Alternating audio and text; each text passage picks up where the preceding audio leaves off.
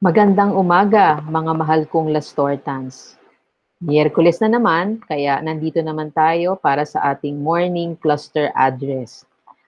Bago ang lahat, nais kong pasalamatan ang mga students na nag-submit ng kanilang mga slogans para sa ating anti-cyberbullying campaign. Kung maaalala, nung merong isang MOCA na kung saan may binasa kayong mga artikulo, binasa nyo ang aking mensahe tungkol sa cyberbullying.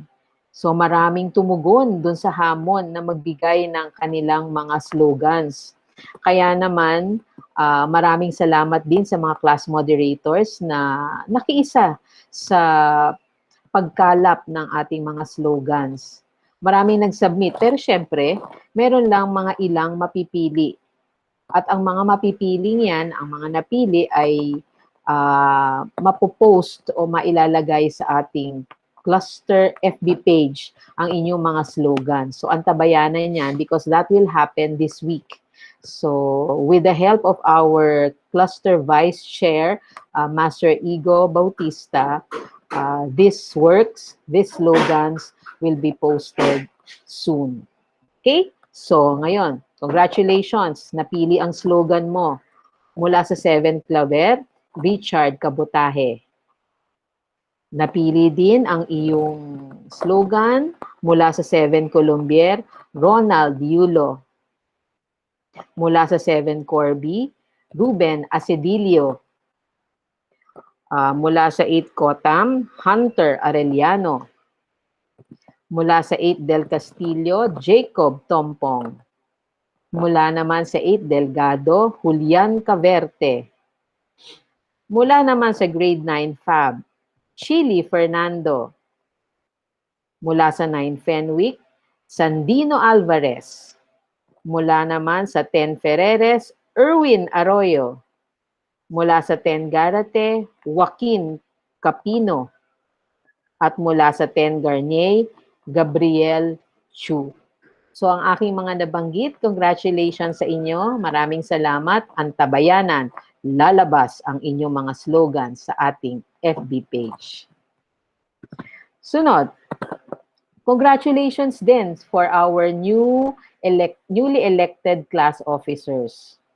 So, my dear gentlemen of Las Torta, kindly let's support each other. Support your class officers. Be good followers so that they can lead you very well for this school year. And remember, your class officers are there to help out also in your class moderators as they go through this school year. So pagtulungan natin. Now, my appeal to the class officers, be good role models. Be guided always by our code of discipline. I've always reiterated that. We had a session on that, so I hope you know that by heart. And also follow the Ignatian teachings. We are a Catholic Jesuit school, so isa buhay natin, isa puso natin ang paglilid following those teachings. Now, also, I want you to remember the line taken from the prayer of our generosity, to give and not to count the cost, to fight and not to heed the wounds. Let this be your guiding principle as you serve others, as you serve your classmates, your section, you serve your cluster, our cluster Las Torta, and as you serve the community which we love, the Ateneo Junior High School. Okay? So now, for them reminders, we have a Mass, a Holy Mass on September 9. That's a Wednesday via YouTube. The link will be given to you by your class moderators. It's for the Nativity of Mary. That's on Wednesday at 10:30 a.m. So I am appealing and asking everyone to attend the Mass. If your parents are at home, you may ask them to join you during the Mass. Now, there's also a weekly weekly mass, and it will be held every Friday. That's via Radio Katipunan. So it's every Friday at 8 o'clock. So sana makadalo din kayo dyan every Friday. Now, I've mentioned in our last MOCA that there's also a Sunday Mass via YouTube presided by our chaplain, Father Ro Atiliano, SJ. So I hope that you can attend the Mass with your family. Sunday yan. We call that AJHS Sunday Family Mass at 11 a.m. So let's pray together as we go through our day-to-day with this, ano ba tawag natin dito sa ating problemang hinaharap. Kaya nga tayo nandito because of this pandemic. So let's always, always, always pray together. Now, by the way, before I forget, I would also like to congratulate the cluster student leaders, which you will meet next MOCA. I'll be talking to them this week. Congratulations for all the efforts. Sa totoo lang, maraming student leaders in Las Torta at lagi natin silang kasama, nagtatrabaho sila sa OSA, kasama si Mr. Apo. So support their plans. Let's also include in our prayers their plans para maging maayos para sa buong school year na to. Kasi sabi nga, hindi naman yun para lang sa kanila. Yun ay para sa ating lahat. So, congratulations and keep up the good work, student leaders. So, by this time, since it's a Wednesday, you follow the revised schedule of our daily check-in. So I hope you keep that in mind that every Monday, 8 o'clock until 8:10 is your logging in. That's every day.